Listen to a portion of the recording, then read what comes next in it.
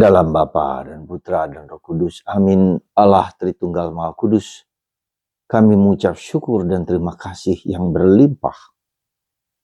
Karena Putramu, karena Yesus Sang Sabda naik ke surga dengan mulia, dengan tubuh, jiwa, dan raganya.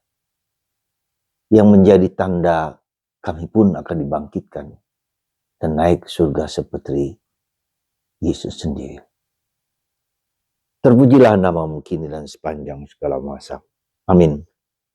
Para saudara, Yesus naik ke surga menunjukkan kepada kita suatu realitas yang harus kita syukuri dan terima kasih.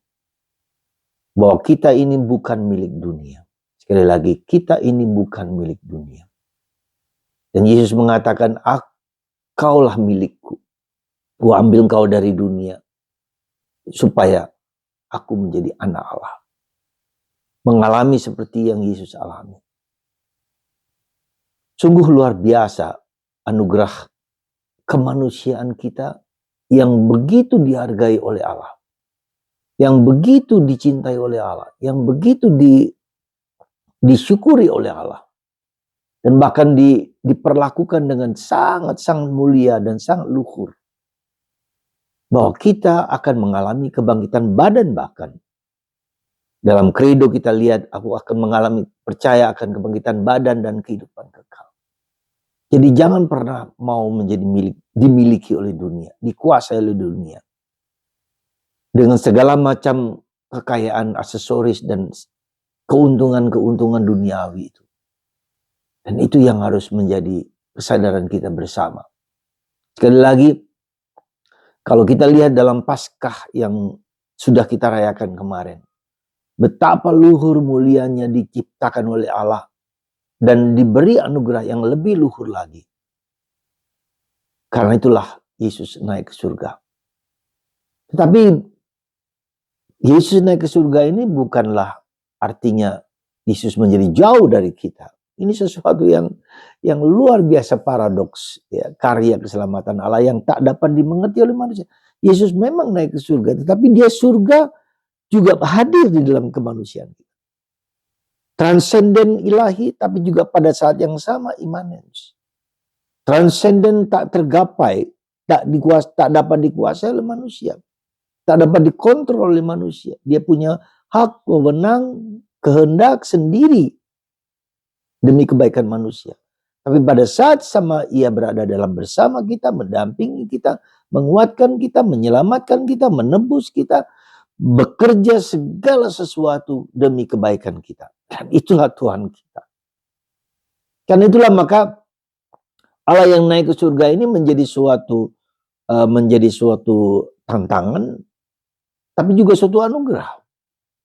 Allah yang jauh, tapi juga Allah yang dekat.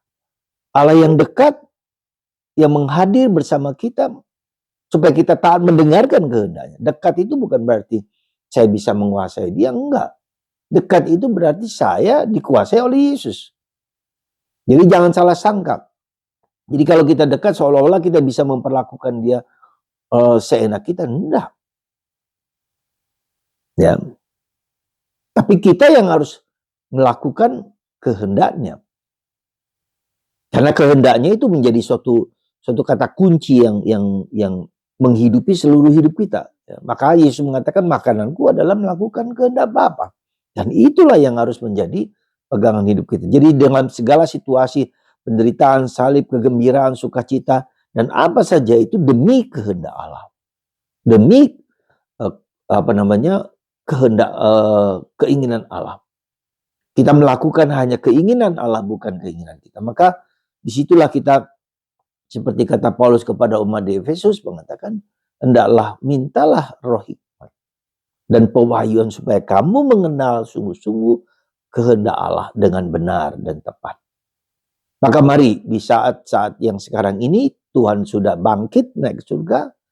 Tuhan naik ke surga, tapi pada saat sama ia berada pada kita, dan mohon Roh Kudus supaya kita dapat mengenal dia dengan benar, dengan tepat, sesuai dengan kehendaknya. Tuhan memberkati Anda.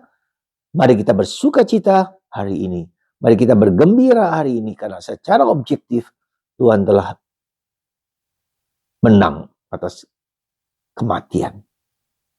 Dan kita semua akan dibangkitkan dengan tubuh, jiwa, dan raga kita. Tuhan memberkati Anda. Mari kita bersuka cita dan bergembira dalam nama Tuhan Yesus, Sang Penebus Penyelamat.